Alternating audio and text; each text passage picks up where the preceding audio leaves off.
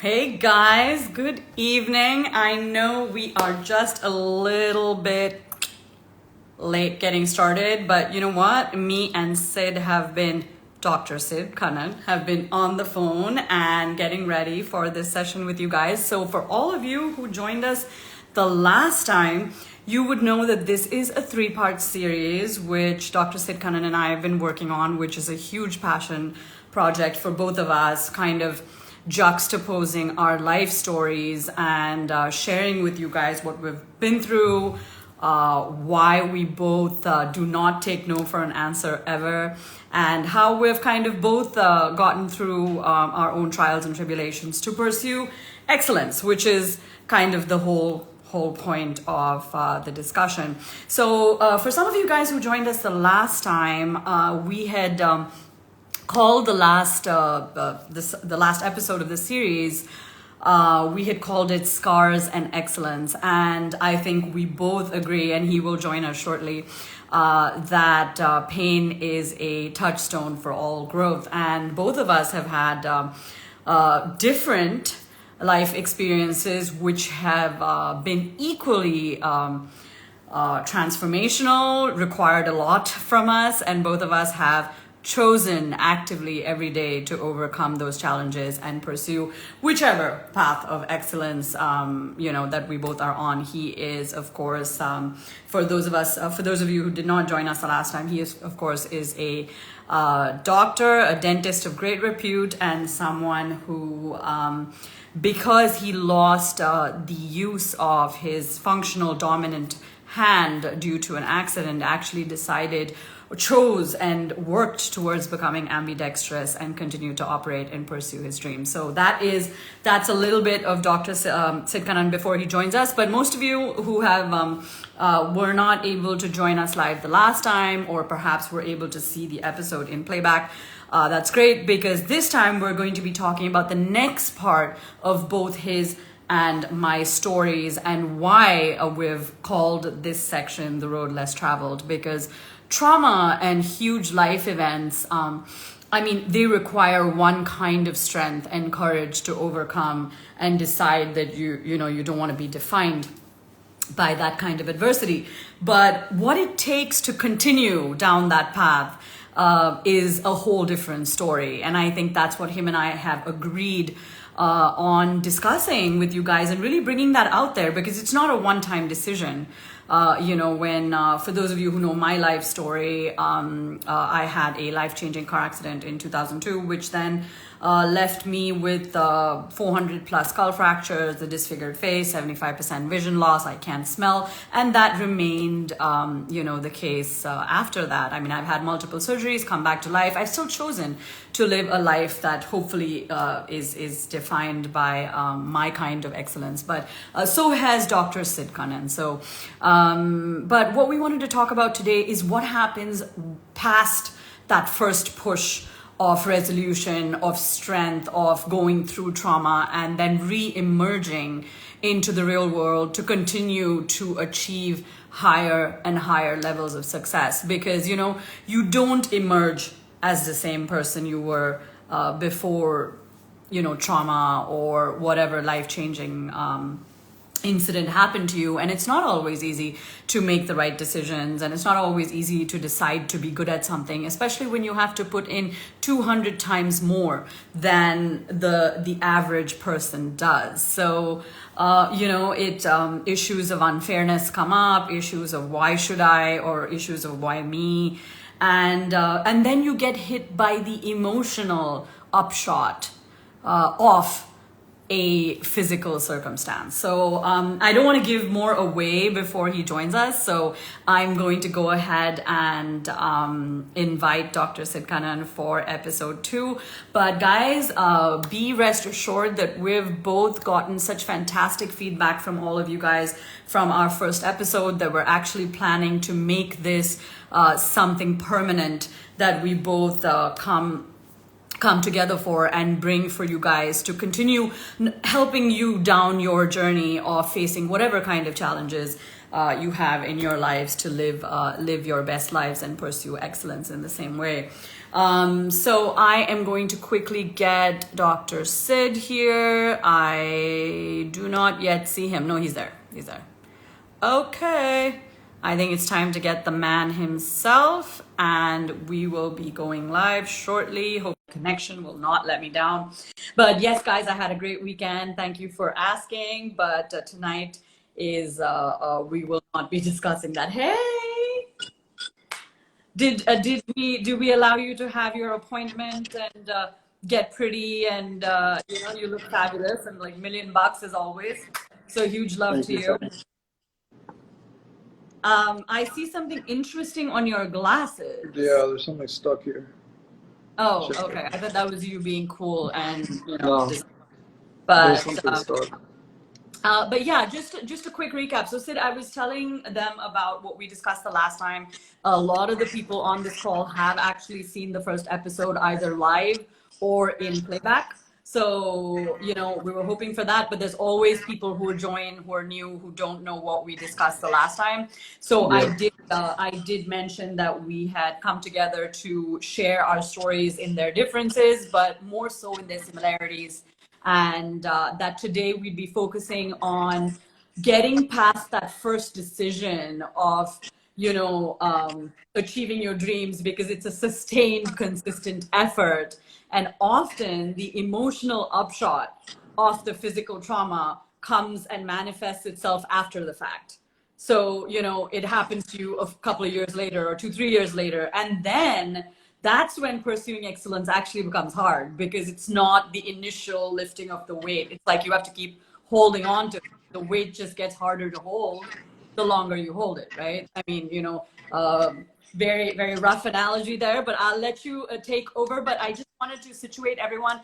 Where we left off the last time was when Sid, or rather Dr. Sid Kannan, very triumphantly returned to the United States to start was that your residency? It was a doctorate degree. It was like the dental degree in the United States. And that was in Pittsburgh. So I will just hand it over to you now, and if you can just take us from there, because I think that would be the right point.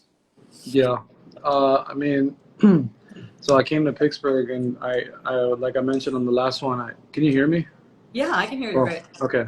Well, I interviewed in a couple of institutions, and then I ended up getting into Pittsburgh. I started school. School was going really well. I actually wanted to be an orthodontist, so it kind of required a lot of, you really have to score good on grade-wise. Whatever I accomplished in India, it was good. Like the grades were good and everything, but I still had to continue that over here in order for me to. That was the ultimate goal. The thing was, once I started, I had a lot of stress. I think just kind of coping with the difference in environment and what I was used to in college and how it is now. I thought it was totally different, the way that people interacted with each other. I think my expectations were totally off. It was off the beam, like what I was expecting. I thought that there would be conviviality in among students and things like that. Like it was just, I was kind of still in my India ways of thinking. So as the year went, this was 2016 when I started. April 2016 is when I started, and then I was in 2017, the second year, so the fourth year of dental school, but the second year for me, things started to really decline. I think that I continued to drink the way I was in India. I continued to do all those things like I did in India, except I was in a whole different country. And like a simple example would be like on a Tuesday night, I'd go get hammered, go drink, and I'd have an exam the next day. And I thought that was normal. And anybody I would ask in my class, like, hey, come, let's go have a drink. They'd be like, dude, we have an exam tomorrow. But for me, it was like, I didn't know any other way to cope with the stress. I think my grades probably negatively impacted a little bit, but I still was able to sustain it. But it was more like now, it was more of the emotional turmoil more than anything. It was the emotional hurt. Like, I felt like I was trying to feed my soul with something. I was trying to fill that gap with something, and I didn't know what else to do other than pour booze on it. But you know, as I said, like, so 2017 kind of went like that. I started to get a little bit of consequences here and there in college. You know, they started to see that I was tired a lot. I would come late. I was very lethargic. You know, and they even had a conversation with me, saying that, hey, like, is everything okay? What's going on? You know, you seem really off. And I kind of just brushed it off. And I said, hey, everything's good. I'm good. I'm good. You know, I'm always, that's my favorite two words. You know, I'm good. I'm good. I'm good. You know what I mean? I don't want to show others that I'm weak. You know, Right. that's another thing. I don't want people to know what's really going on with me.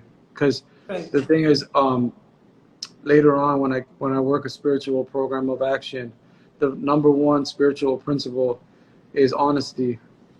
If I can't be honest with you and I can't be honest with me, then I'm not going to accomplish anything. I was not able to be on. I couldn't look you in the face and tell you that I was struggling. That's Right. the truth.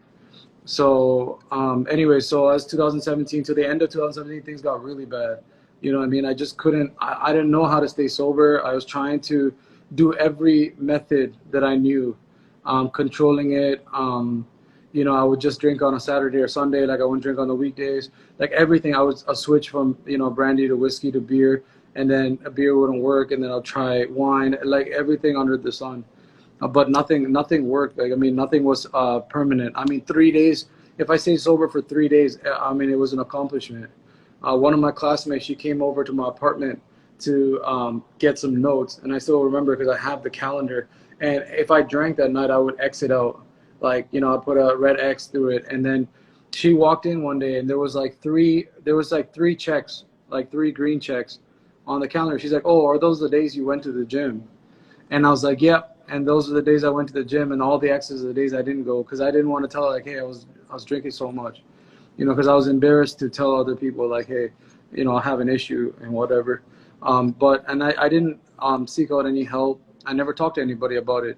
I thought that, like, just like India, like, I'm gonna get through it. It's a phase, and then things are gonna be okay. You know, there was a permanent problem, and I wanted a temporary solution. Like, oh, if I get this, I'll be fine. If I get that, I'll be fine. Like, you know, it was always contingent on something, if that made sense. Yeah. So, you know, I as I actually have moved, a quick question go here. ahead. So did the people in your at school that you were at Pittsburgh, faculty or classmates or whatever, did they know your history of trauma? Did they know? Were they aware? Because that like provides usually can provide some context.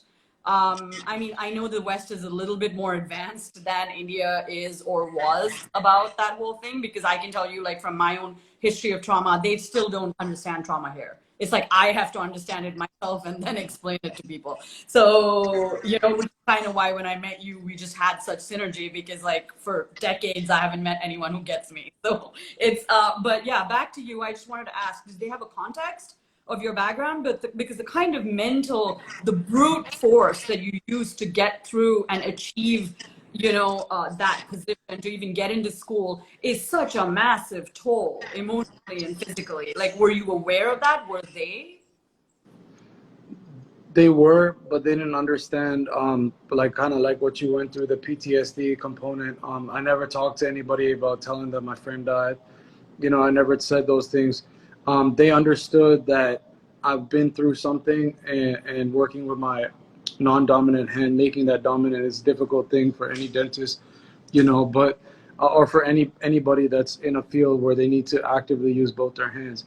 But they didn't understand the mental component of, like, what I struggled through and what I went through. It was not their fault, it was mine. It was my fault because I did not vocally, like I said, I was not honest with people, you know. But like Pittsburgh, I mean, they did everything they could in their willpower to help me, you know, but I couldn't see that. You know, I could not see that because my perception of life was distorted. You know, my perception of everything was distorted, you know. So they tried to help. I mean, they were very willing to help. They sat down with me. They said, hey, you know, what's really going on? Please tell us, we'll help you. I didn't want to open my mouth. I just said, no, I'm good. Like, I'm fine. You know, I'm just tired. You know, I make every excuse under the sun, you know. But Pittsburgh was a great school. I mean, I'm forever grateful for that school, because if I have a degree and I'm practicing dentistry in the United States, it's because of that college. So, I mean, I got nothing against them. They didn't do nothing. it was, you know, I just got to jump a little bit, but I read a book called The Big Book. And in the Big Book on page 62, it tells me that, you know, my troubles are of my own making. I made my problems. Nobody created them. I created my own problems, you know, and they term me, so they term somebody like me, self-will run riot. I run on my own will. I have no connection with a higher power or God, or, you know, I think I'm God and I run my life, you know, and that's the problem. So that, just to answer your question, was they understood it, but they didn't understand it. You can say that much. So I have a question. So did you yourself understand that you were trying to fill a hole? Because the reason I resonate is because I think I took a long time to accept that something terrible had happened and that my life was never going to go back to being what I wanted it to be or thought it was, that I'd have to make some massive adjustments, and that was the end of it. You know what I'm saying? Like, you of course did. I mean, every time I tell your story to anybody, saying that this gentleman actually went from like being, you know, a right-hander to being ambidextrous just so he could pursue his dream, people are like, wow, and very wrapped up in the wow factor of that story. So nobody asks what happened after. And I've often found that to be the case, because like with me, because like so many years down the line, it's like you have to keep achieving, and, you know, excellence isn't a one-time deal. It isn't one achievement. It's a series of episodes, and you have to consistently keep outperforming other people, because you're limited. Like, I know I'm more limited than the other guy because of, you know, my physical traumas or my vision or whatever. And like, you know, like you're probably, and, you know, you have to speak for yourself, but, you know, in terms of physically more limited than others, or have to compensate more than others, or deal with your inner demons, which maybe other people don't wake up with. You know what I'm saying? So if you could just take us to like kind of, when did you come to realize that there was a problem? Or, you know, because that's always like that huge, that moment, and we had to stop short of that the last time, but that was because it was too big to kind of do at the end, you know. So we want to make this episode about that. So if you can kind of, You know, that's such an interesting question. You know what it reminds me of? One of my seniors, he passed away last year, and he was a very near and dear friend. He got in a bike accident, and one day, I was like 23, and I was an intern in India.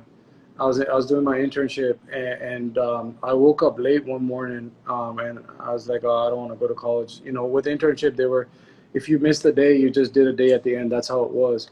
And the thing is, the significance of this was, that time, Saran sir, who was the guy that passed away, he was an oral surgery PG, a resident at our college, and he did his BDS at our college, and he was doing his MDS, and he also hadn't gone to college that day. And at 10:30 in the morning, I went to the bar in Porter, and I was drinking at the bar by myself. And you know, at the wine shop, there was a bar behind it. It was attached. A lot of guys in my college, we used to go there. I mean, that was like a hangout spot for a lot of guys in our college. And I was just by myself sitting there, and I don't know why I went there. I don't know what I wanted, but I want to I have a tape running in my head. I want to turn the tape off, you know. So I was sitting there, and then randomly this guy shows up at 11:30. Like, he was by himself too, and he's like, dude, what are you doing here? And I'm like, oh, sir, like, became late for college and I didn't know what to do. So I came. You know, I remember, I'll never forget this. He sat down with me that day. We drank together, and he told me one thing. He said, don't ever drink by yourself, because once you enjoyed that, you know, he said it in Tamil, but once you enjoy that pleasure, you're never going to want company in your life. You know what I mean? for just for அந்த சுகம், something he said, something அந்த சுகம் அந்த மாதிரி ஒரு சுகமே இல்லை வாழ்க்கையில, அந்த மாதிரி ஏதோ சொன்னாங்க. Something அந்த மாதிரி ஒரு pleasure, there's no pleasure like that ever. And then, you know, that day I kind of thought, like, I started to see the bottle, I started to see alcohol as my companion. It's the companion that never failed on me. You know, and that's when I started to, I didn't realize it, but I already started to build up my inventory of resentments. You know, this person screwed me, that person screwed me, you know, all these things. And I didn't have a solution to anything, you know what I mean? Like, everything, I would just turn to booze. Like, you know, everything, problem, sandosham, dukkom, ellame, like, everything I turned to the booze, good and bad. So just that was the first time I realized. And then, so what happened was, fast forward about 5 years now, 4 years. So I'm like almost 27, and I had that same feeling on the 31st of December 2017. I had that feeling, and you know what actually happened was I was at a party, a New Year's party. A friend had invited me to his cousin's house in Toronto. A good friend of mine, from child, kind of like Yeah. a friend's friend, but like we were all in the same neighborhood. And he called me over to his cousin's house, and it was so weird because that I don't black out very easily. Like people that know me and drank with me before, they know that I can go, on and on and on, like all night. Like I can start in the morning and go to the next day morning. Like I drink, but I drink slow, you know. But that night, dude, I had like 3 shots and I blacked out. Absolute blackout. I was like, shit. Like I was like 8:30 at night. I blacked out. Like it was like so. It didn't even hit New Year yet. Blacked out, and then I went to the bathroom because I wasn't feeling well. Fell over, broke the sink because I'm a pretty big guy. I broke the sink over, hit my head and it started bleeding, and I didn't understand what was going on. So after that, I went back out and started drinking again. You know what I mean? I didn't know what was going on. I just wanted to have a good time, drank again a little bit more, and blacked out again. And then by this time, there's all this water in the bathroom, so I'm trying to manipulate everything to make it look like I don't know what's going on. There's blood on my shirt, like I look like I punched somebody, which I didn't. For sure, I know that because he was with me the whole time. And at that point, I had told my friend, I said, man, I think I have a problem, man. I got to stop this stuff. I don't know how to, though, but I got to stop. And I knew that was the moment I was like, shoot, if I don't change, I'm going to lose everything. I had just, it's called epiphany. I don't know if it's called epiphany. I don't know if you can call it a spiritual awakening while you're drunk. I don't know if you can do that or not. But it was like kind of like a spiritual uplifting, like, hey, if I don't change, I don't know what's going to happen. And I remember that I continued to drink still through the night, and it was like 2 a.m. And we were about to go home. And then I woke up in the morning at my parents' house, and I didn't know how I got there. I didn't know. I remember we got in some car. It was like an Uber. And then I got dropped off, but I don't know how I walked up the stairs and slept in my room. I don't know anything. And I got up around like 9:30 in the morning. And so basically this is where like I'm lying in bed, and I've never had a hangover in these many years of drinking and drinking heavy. I never had a hangover like that. It made me feel like almost when I felt like dying.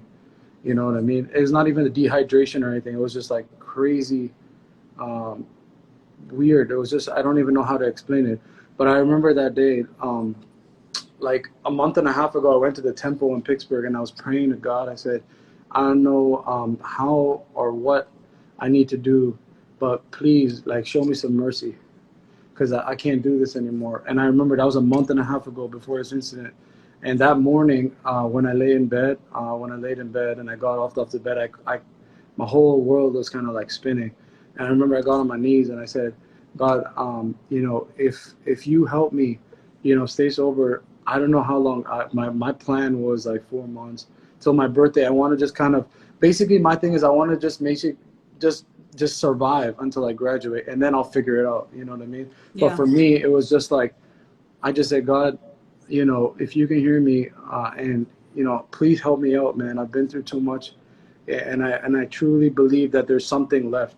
I think there's another chapter in my life I haven't seen yet, and I can't do it if I'm going to continue to drink like this. And I felt that there was a disconnect. I couldn't feel it. Like before, when I used to pray, I used to feel something. Now I didn't feel. I felt empty, and I fell on my knees and I said, God, if you do this for me, I will serve you in whatever way you show me to serve you. I will serve you. And that was the last time. That 2 a.m. that was my last drink till this day. So it's been 1,293 days. And I'm a kind of guy that couldn't stay sober for 3 days. I couldn't put 3 days together. My hands would get jittery. And the thing is, like, I would sit at like 4 o'clock in the clinic. I'll be leaving. If I just thought about a beer, my mind will start to race and my hands will get sweaty. And like, it was weird. But, things change. Couple of questions. Yeah. Couple of questions on that senior or that you were mentioning that who Yeah. met you at the bar at the moment. You said that he passed. Like, what was we didn't get? Like, was it that morning after you met him? No. Because He we passed away jumped a little now. bit, so I didn't. Yeah. He passed away during COVID. Okay. This is a But long he's time. I mean, I'm just saying that he passed away. He's not alive right now. okay. But he's the person who said, on the Madri தனியா குடிக்கிறது அந்த மாதிரி சுகம் ஒரு வாட்டி feel பண்ணா அது ரொம்ப ஒரு it becomes a habit and then so on and so forth. So and quickly just to, so would you call like that morning when your head was spinning and whatever, because you know hindsight 2020, right, when we now look back at our traumas and try to piece it together now, you know, concepts like PTSD make sense and you know the turmoil makes sense and then everything looks like a sequence, but while it's happening it certainly doesn't. So but now that we do have a hindsight 2020, like my question to you is that was that like the rock bottom, like that's hitting the sink and just like, because you know, I mean sorry to sound like I know too much about pop culture, but I feel like I heard Bradley Cooper share a story really similar to this when he stopped drinking in 2004. So you know, I think it was something similar to this, like something bizarre. Because like what you're saying is right, like your head was bleeding, like it was hurting, but you still went back out and was like, okay, let me continue.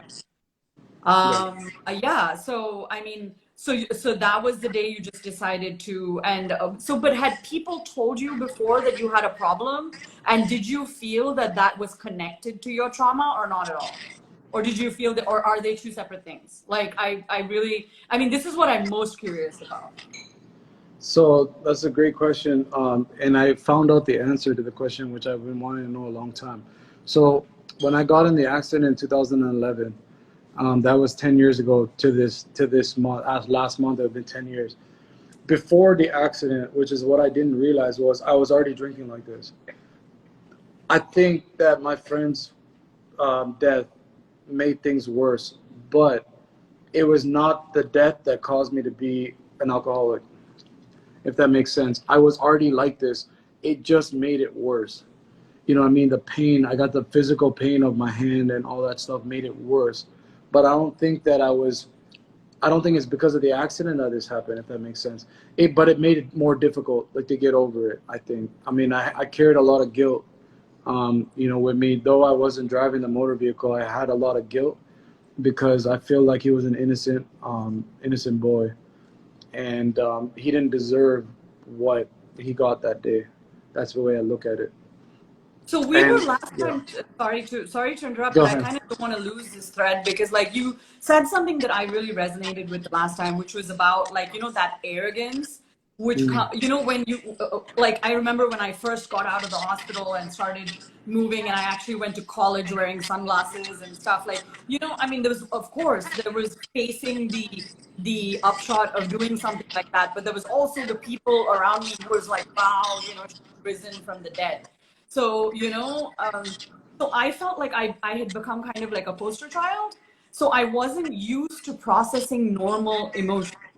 Like I didn't have the option to be weak because that wasn't part of the story or the mock-up that I had put up because I just wanted to keep winning. You know what I'm saying? And winning, and human beings are not, I mean, we have to fail at some point.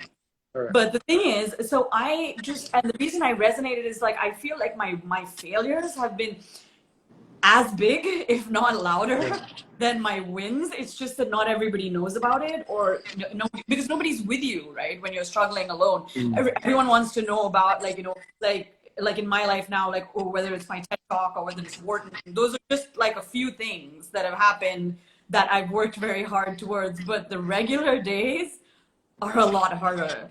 So, I mean, I kind of wanted to hear a little bit more about, you know, like when you went through residency, had this realization, but like, what happened when you picked yourself up the floor, like that day? Like, you know, one is to know that there's a problem and, you know, the rock bottom and, you know, there's the program. So, no worries. So if you can just tell us, like, one is to know, but the other is to get yourself to, like, example, a meeting or even your second or third.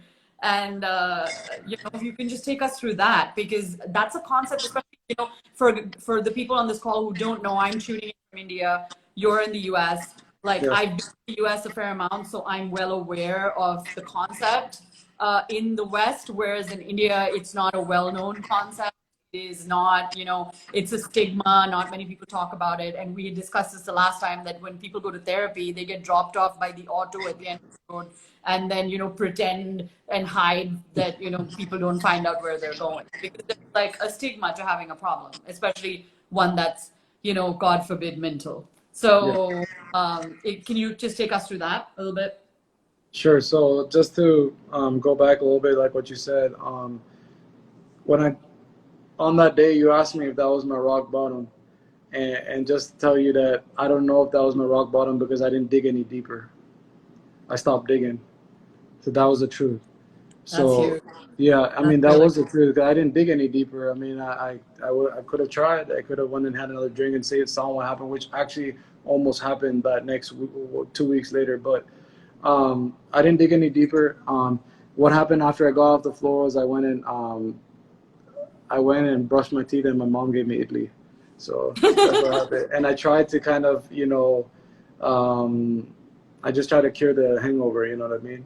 But Did your parents know that there was a problem? Because Indian families, like whichever part of the world they're from, we are very enmeshed in each other's lives and failures and successes. It's not like how it is in the US. You raise the child and then, you're 18, you're on your own. Like, it's very different. Like mm, our successes and failures are like literally like the writing on our parents' hands. So did they know that there was an issue? Like where were they at? Like what is your ecosystem like so with regard? my parents are very involved in my life. But like I said, you know, the way I look at it is that they never shoved a drink in front of my face, and they didn't do any of these things. I did it to myself, and I'm like a tornado, and I totally destroyed, you know, what like the last 6 to 7 years, I destroyed a family life. My sister was young; she was only in seventh grade when I got in the accident and everything. So it was extremely difficult. I had my mother going back and forth. My sister actually studied for like 6 months in Chennai, which is really interesting because she was staying with my mom. It was super cool for her. She liked it. And but the thing was that like when I got into recovery, I did not tell my parents. Like I didn't call them, and because it wasn't their problem. I already worried them enough, and like so I didn't have to call them and put one more thing on their plate. The way I look at it, like again, the same theme of like not giving up. It's like I put myself through this crap, and I'm gonna get myself out of the way. I know whatever way that's gonna work, but I'm gonna get myself out. I'm not gonna drag my parents into this, since they don't have to be a part of it. But my mom does know, and my parents do know I don't drink anymore, but I don't go into detail about the meetings and all that stuff. My mom thinks it's like a meditation meeting, which is fun because it mostly is. But um, my sister knows. I told her the first month. She was really happy about it, but she also didn't understand how destructive it was and like what it was doing to me. But just to answer your question, yeah, they are involved. I mean, they're very much involved in all aspects of life. But this is the kind of mess that I created, and I needed to get myself out of this mess. I didn't want them to worry because I was already far away, and I wanted to graduate on good terms and get a degree, and then figure out everything. But I had to find a way to survive 5 months to get the degree. So that's where I Yeah. was at. No, because I think so many of the things that you're saying are like, I just think you're amazingly brave. And I know I've told you this before, but why is because, and what I want to tap into is that kind of loneliness because, like fighting these battles on your own.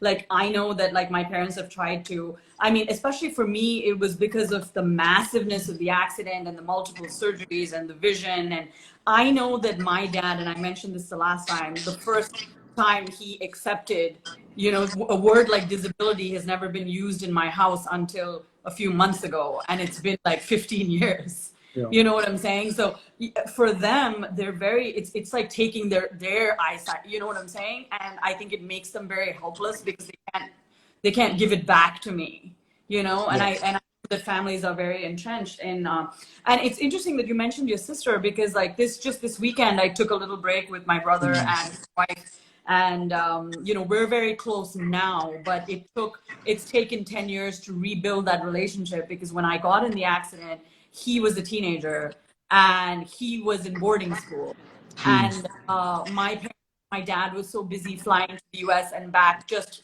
for surgeries, and my mom was hurt that nobody went to see him. Mm. You know what I'm saying? So nobody really knows what happened in his 10th, 11th, and 12th grade. Mm.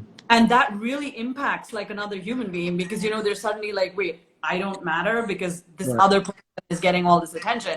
And it's very and the reason I brought up family is because like now it's taken me, I've had to put in a lot of work to really, and I mean, I don't want to say repair, but I can't give him back his childhood or the years that he lost because it wasn't my fault or his fault. But you can only try to, but he's the only brother I have, and Right. he's the only brother I ever will have. But I think that people underestimate, especially the people watching this episode and will be watching in the future. I think that we underestimate, or at least there isn't enough knowledge about how much families get fractured when one person goes through trauma, and then there's this massive win and this massive effort, and then you're this doctor, right? At the end of the day, you're a doctor, Sid Kannan. So like, at the end of the day, even if I talk about your dinner, I'm going to talk about the win. I'm not going to be like, hey guys, because at top, because that's top of mind. But the real struggle is what you had to get there. And to circle back to specifics, I want to talk about loneliness. Yeah. Because when you decide to do everything on your own, like you said, your problems are of your own making, so you didn't want to worry them. But that's also putting a lot of things back just onto you when you were the victim of a set of circumstances. You were doing what you thought was best. So can you take us through that, like that kind of darkness? Because that's something I feel like a lot of people don't talk about and don't want to talk about because it's the elephant in the room. Yeah, I mean, like I said, yeah, the loneliness. I mean, I was January 1st, like I said, I was in Toronto. I went back a couple of days after the break was done. We had Christmas break.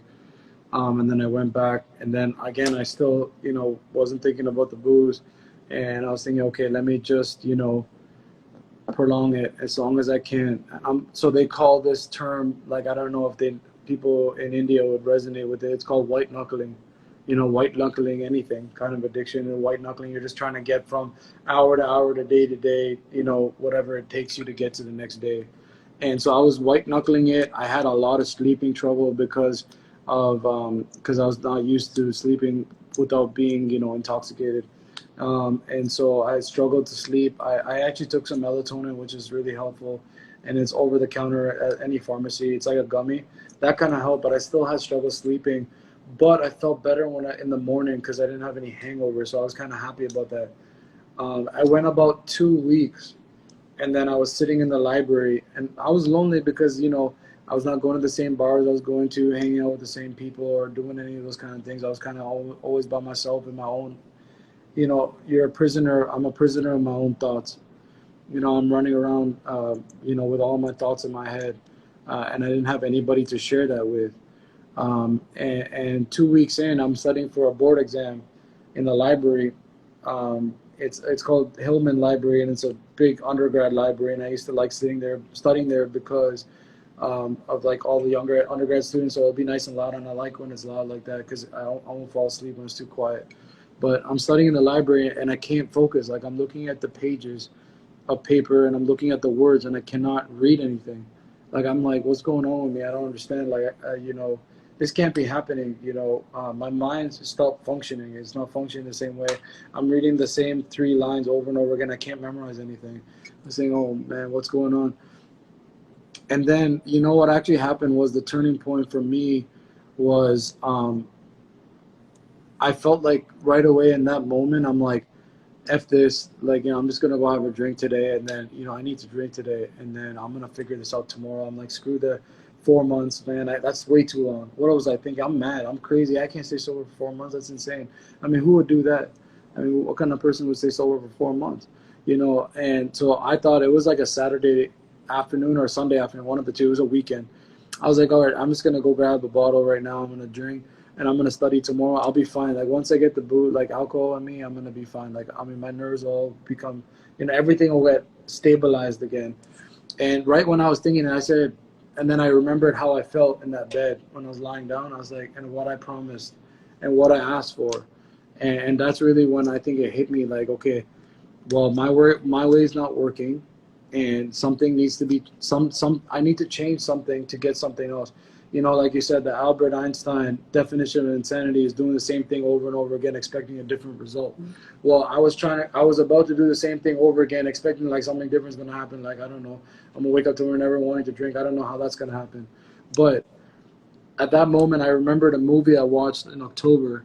of the previous year, like 3 months before that, I watched a movie called Flight by Denzel Washington. Yes, yes. Yeah, Oh my and Flight, God, what a whoever movie. hasn't watched it, it's a great movie about a pilot that kind of went through kind of Yeah. turmoil, and he came out of it, and honesty was the principle that saved him at the end of the day. But I remember him going to meetings and doing things like this. Like I had no idea. I didn't know what it was called. I didn't know anything. But I remembered he did something. So I went on Google on my iPad and I searched, like it was the dumbest thing. I searched like, oh, places to go to stop drinking. Like, it's gonna show me some miracle or something. But that's how innocent I was. Though I was such a heavy drinker and all that, I didn't know there was any solutions for people like me.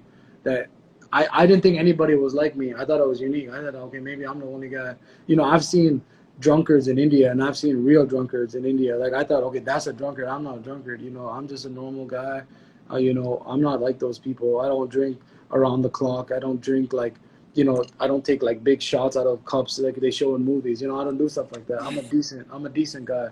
You know, I'm a gentleman. That's what I used to think. But that's why I never classed myself like that. Yeah, I never classed myself like that. I never did.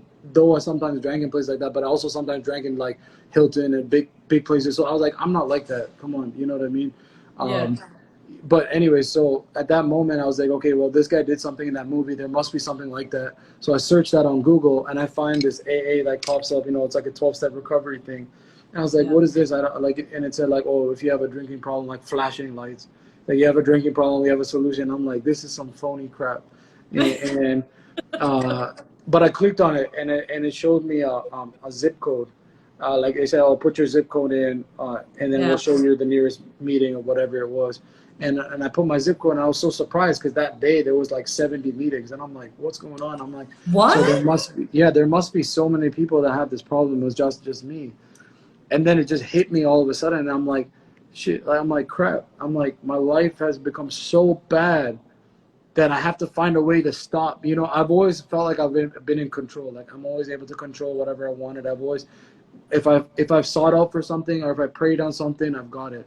And now it come to a point where I think that first step of recovery, I practice right there, maybe in my house or maybe at that party or definitely at that library. I practice. I said, I'm powerless over this crap. I'm powerless over the liquor, and my life is unmanageable now because I can't think, I can't eat, I can't sleep. So if that's not unmanageable, I don't know what else is.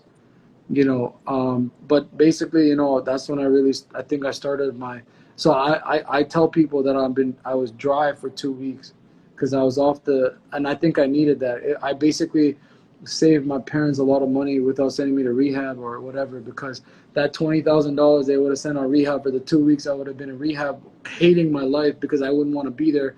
I just detoxed all by myself, not knowing that. I didn't even know that because I needed enough time.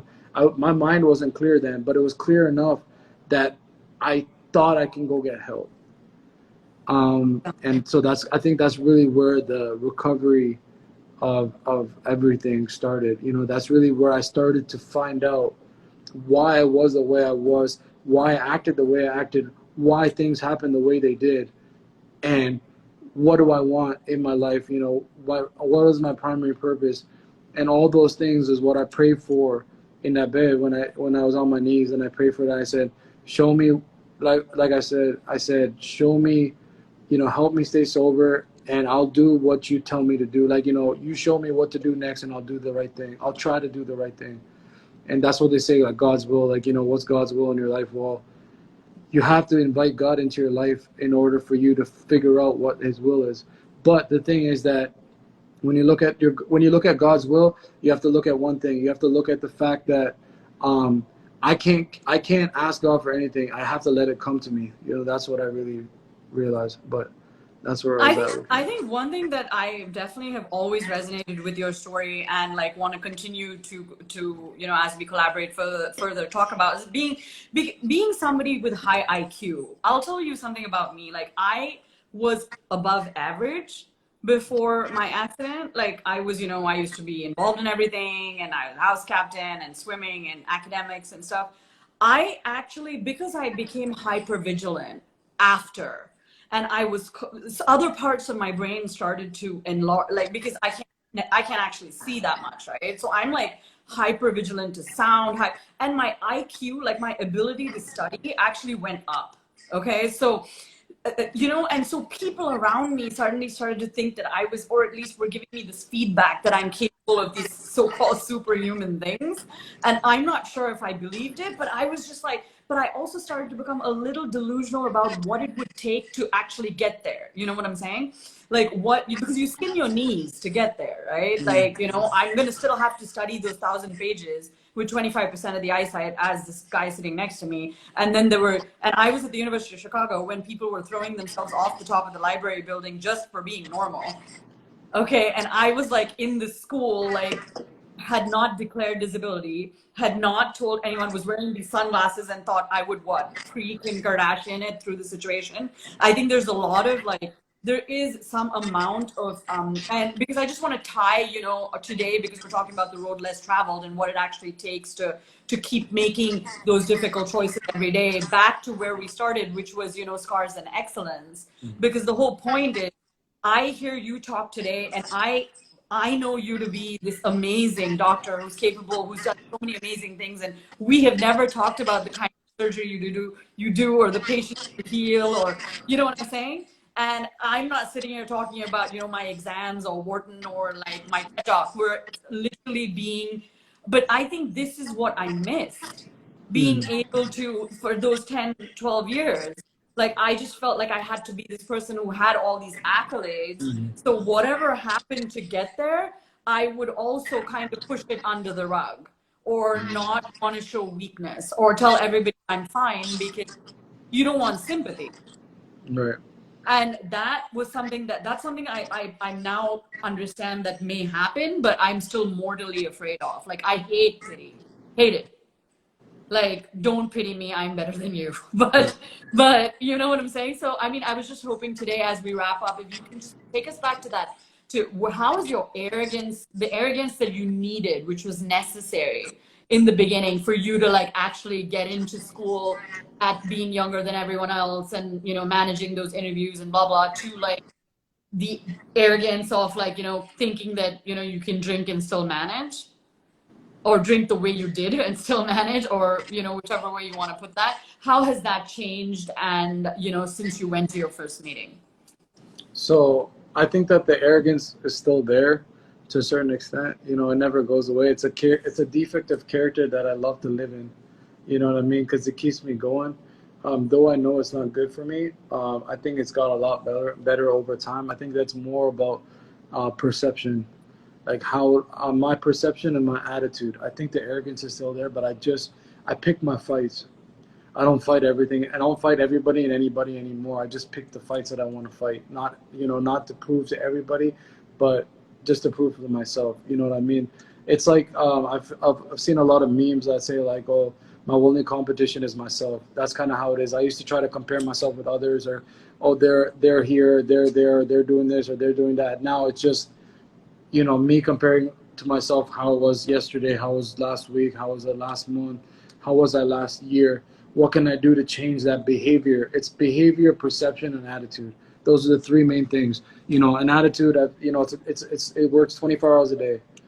Anytime you're awake, if you're awake for 24 hours, your attitude can swing up and down, and there's a lot of factors that, as you know, food, sleep, sunlight, all those things do that. But the arrogance brought me in, and the arrogance kept me in. I can tell you that much, because I think we can kind of, I guess we're about to wrap up, but I'll tell you what happened. Like, it's kind of like, so I, minus all the extra details, but so I go to this meeting, and this is 3 days after I started going to meetings, and that was the first time I kind of opened my mouth and shared, in a room full of people I didn't know, and I thought they were all going to judge me, and I thought I was going to be like, I'm going to blow everybody's mind with my story, you know what I mean? Like, oh, they never heard anything like that in their lives. And so I started speaking, and that was the first time I talked about my friend, and how I think the topic was kind of like guilt.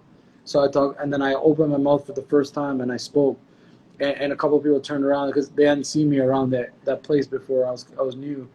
A man came after me, came to me after the meeting, and he told me that you need to really meet my sponsor. This guy is old Irish guy, and he's on my Instagram.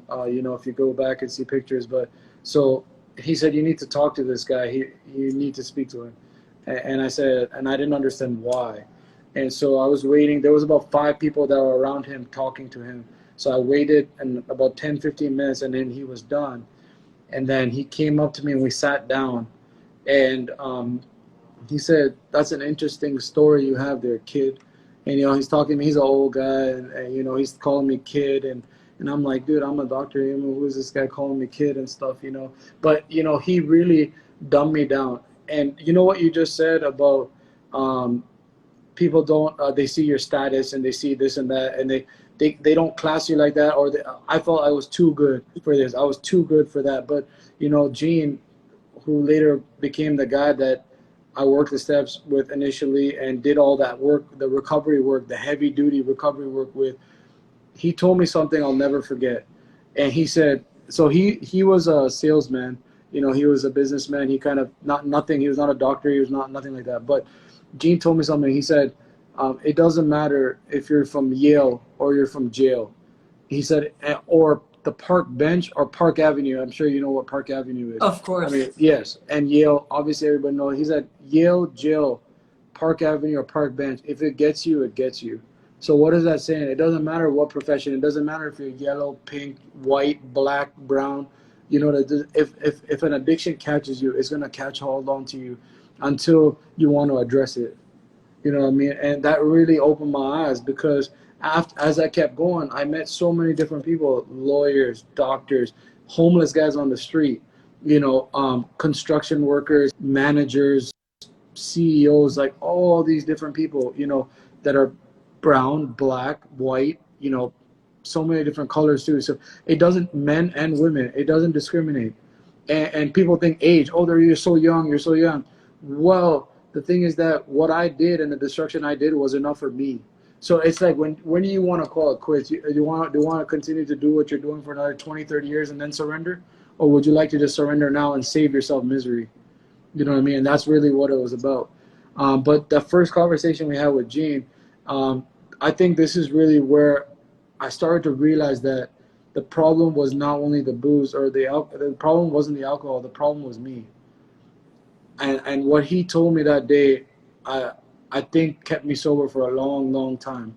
And we started talking. The difference between Gene and anybody else that ever talked to me about drinking or stopping or doing anything was, most people, when they thought I was getting out of control, they would try to sit down to give me advice. Good advice. I mean, they did it with a good intention. I truthfully believe that today. There was a lot of friends of mine that helped me a lot, and they tried to tell me. The school tried to help. Everybody tried to help.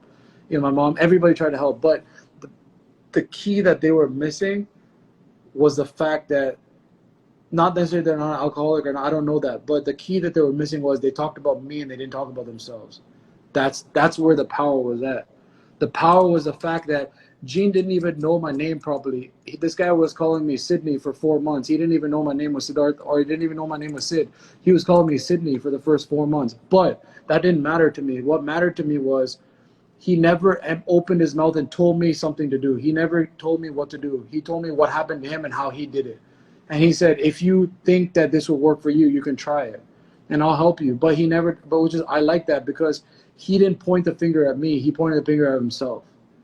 And what he allowed me to do was he allowed me to identify with it, which is what I do today. I don't talk about anybody else's stuff. I talk about my own. And if you identify with it, maybe then you could get help or whatever. But that's the thing that I really appreciate about Gene, was that he was the first guy I ever met that understood how I felt. He said, I understand how you felt, because I felt the same way. I understand what you've been through, that loneliness, everything. I've been through worse. And he says it's a progressive illness. It only gets worse and never gets better. And the last thing I'm going to say is what he told me that really changed my whole perception. And I kept me sober for a long, long time, because I keep remembering what he said. He said that the alcohol is but a symptom of your problem. It's just a symptom. It's not the whole problem. We have to get down to causes and conditions, something more than the booze. So what he said was, you didn't come here. I don't believe, he said, I don't believe you came here to stop drinking, because if you wanted to really stop drinking, alcoholics have crazy willpower. You will find a will and a way, especially somebody like you that's educated and things like that. You will find a way to do it. You came here because you have a spiritual sickness. So you have a soul sickness, and you were trying to find your soul. Because I told him about that experience I had when I was lying in the bed and then I fell on my knees. He said, you were trying to find your soul again. You lost your soul for a long time. And he said, when you come to this program, this is a spiritual program of action. He said, you can't think your way into getting sober. You have to get on your feet and get your way. You have to act your way into getting sober. You can't think about it. You can't get sober in your mind. You have to get sober on your feet. You know what I mean? And what he also told me was, you came here because you want to stop hurting. You want to stop hurting yourself and everybody around you. And I think that's really where I found out, okay, maybe it's really not the alcohol. Maybe it's me. And maybe I'm here because I really want to stop hurting. And he knew it. This guy doesn't even know who I am. He doesn't even know my name. He doesn't know my background. He doesn't know India, nothing. He just knew 3 minutes ago I was a dentist, but he knew what I was thinking in my head. I walked into that first meeting because I wanted to stop hurting. I want to stop the pain. And that day I realized I was at home and I was about to sleep, and I said, that guy knows something about me that I don't even know about myself. And I'm going to keep going until I find out what that is. And that's really where I think the journey started, and a lot of the interaction with Gene and all that stuff. He played a vital role in my recovery, and no matter what, he gets credit for whatever I am today. It's because of that 5 months that Gene put in with me and my craziness, because I was insane. So, I mean, that's where I'm going to leave off. Yeah, no, that's amazing. And a couple of things that I really resonated with, which is a great segue into our next episode next week, is that talking about grace and acceptance. Because for me, like when I looked at my face or whatever was handed to me in the mirror, I was like, that is not me. And then I started to, I thought I could like keep achieving things and tacking billboards to my wall, and that would make me pretty again, and that would make me whole. And the thing is, once you fracture a mirror, you can't put it back together. You just have to find the beauty in it. I mean, while that sounds like high level and philosophical, it sucks to be that person. Mm-hmm. But I am today, 15 years down the line, telling you that it actually sucked to be that person. And I can tell you that I never said that 10 years ago. Mm-hmm. And I said, I've been chosen. I'm walking this path because, I want to be a light for others. Like now I know I'm embodying that, because now it makes sense to me. The circle is closed. But it's taken these amounts of reflection and understanding and fractured relationships and families and poor decisions or whatever the case is. I definitely identify with not understanding or accepting the whole truth, which so when you don't accept the whole truth, honesty sort of goes out of the window. So so a lot of and I mean, cultural context go into play as well, but that's a story for next week. But what I wanted to thank you as always, because you to me are amazing. I really feel like I've met, the other, another piece of whichever rock I broke out of. And, some people are just born a certain way. And at least in terms of trauma, in terms of loss of identity, and in terms of I'm going to do this on my own. I mean, and what you're saying is I can't say, oh, no one else understood, because there's no playbook for the way my life has played out. I'm happy to be an inspiration to others, but I'll have to be an inspiration by sharing, not just the wins, but also what I went through to get to this point, because I have so many people being like, wow, you're going to Wharton. And I always wonder if I should tell them what I went through to get here. But it's only conversations like the one I'm having with you today, which even throw a little bit of light into, what's gone on behind the scenes to get to this point. But I'm so glad we've at least touched upon your walk into recovery. But I think it's going to take our next session, which I think is very aptly named as grace and acceptance of different kinds, yours and mine. We'll get into that next week. So thank you, and so much love to you for joining me. Okay, so it's been great. I will be posting the video, so please post, and I'll see you next week.